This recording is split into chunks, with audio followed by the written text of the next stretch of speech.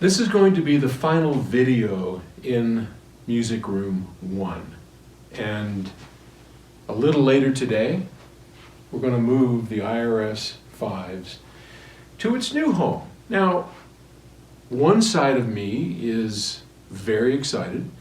A chance to take what we've built over all these years, construct it new in a brand new room. We're going to do some really cool stuff. And I'm super excited once it happens. But, and I've said this before, it's also kind of like losing a friend.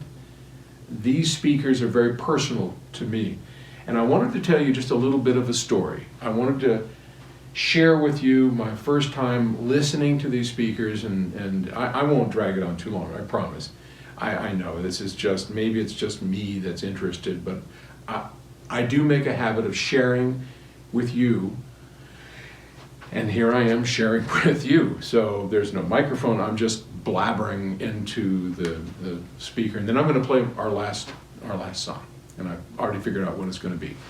So the first time I ever heard the IRS speakers was at Harry Pearson's house, HP of the Absolute Sound. Harry lived in Seacliff, New York, 176 Prospect Avenue, Seacliff, New York. Never forget that address. Harry was the publisher of the Absolute Sound magazine and a good friend. And at the time, I'd never met Harry. He was just this god, this legend, you know, that wrote these reviews in TASS.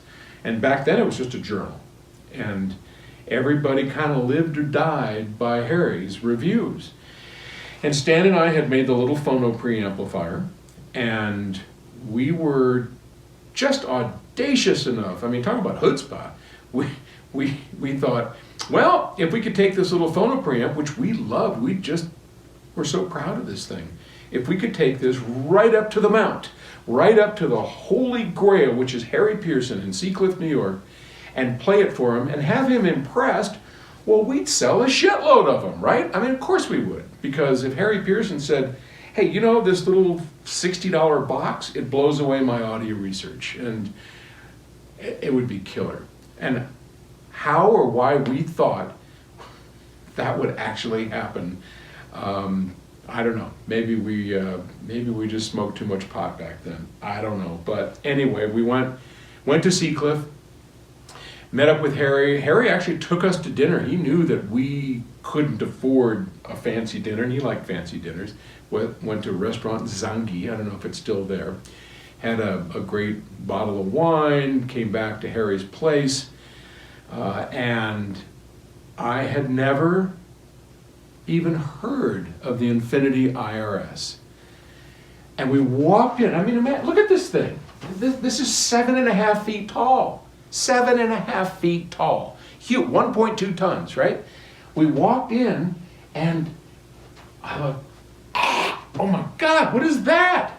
And Harry said, and this was a small room. This room is huge compared to the room that Harry had him in. They were much closer together. The woofers were right on top of it. It was like a giant set of headphones. And it was these speakers. It was their earlier version, same thing.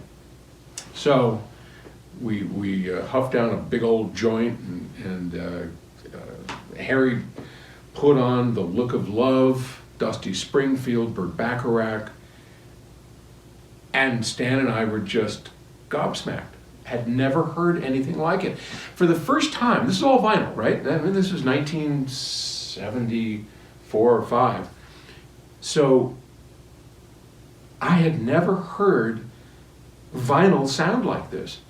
The surface noise of the record was separated, completely separate from the album. It was like, here was the noise, here was Dusty Springfield singing in her isolation booth, which I had never heard. Bacharach's orchestra playing in a separate room, and it was all so clear. And just, on my speakers, it all just sounded like oatmeal. It was like, yeah, it sounded good, but nothing like this. And we went track after track after track, and the funny part of the story is we had come there to play our phono preamplifier, and Stan and I looked at each other. Sometime Harry went to the bathroom or something. We looked at each other, and Stan said, I ain't taking it out. I don't want to play it against this stuff. Are you kidding me? We'll be crushed. And he's right, we would have. So we went home with the phono preamp under our arms. And over the years became very good friends with Harry. He never reviewed anything from PS Audio, but he was a good friend, and that was an amazing experience. So I tell you all of that because from that day in 1974 or 5, hearing those speakers for the first time, and then Harry introducing me to Arnie Nudell, the inventor of these speakers, I had always lusted for a pair. So about 3 or 4 years ago, I finally found a used pair, which is these. They're in beautiful shape.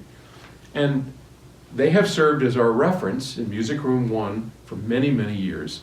And people from all over the world have come to share these speakers, to enjoy them, to listen to them. I won't go through them. There's 132 drivers in them. They're line sources. They are amazing. I think we can build speakers, and Arnie and I had planned to build a pair of speakers that we will call the AN1s that will be produced by PS Audio using Arnie's designs that will actually better these, and I'm sure of it. But we haven't done that, and besides, these are the classics. These are the reference. So I'm going to sit down and play one piece of music right now. That'll be the last one, and I decided that I'll